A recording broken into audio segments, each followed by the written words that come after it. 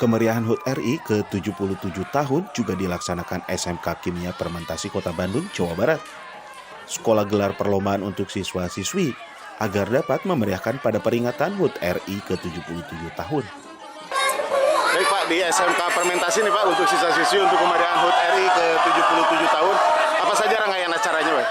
Rangkaian acaranya kami mengadakan secara lomba, ya lomba-lomba biasa, lomba-lomba kemasyarakatan, sehingga untuk menarik daya tarik siswa, terus memberikan memotivasi semangatnya, supaya nanti setelah acara ini kita bisa lebih semangat lagi, terus menemukan karakter kebersamaan, bersportivitas, banyak karakter yang memang harus dipersiapkan untuk anak-anak supaya belajarnya lebih giat dan menjadi anak-anak yang berkarakter demi bangsa dan negara. Harapan Bapak sendiri dengan HUT RI tahun ini seperti apa harapannya? Ya mudah-mudahan dengan adanya anak-anak bisa belajar kembali, ya, semoga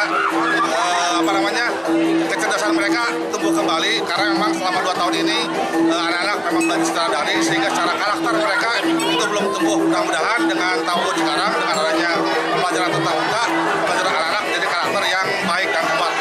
Widi Herian mengabarkan, Hadas TV, Kota Bandung, Jawa Barat.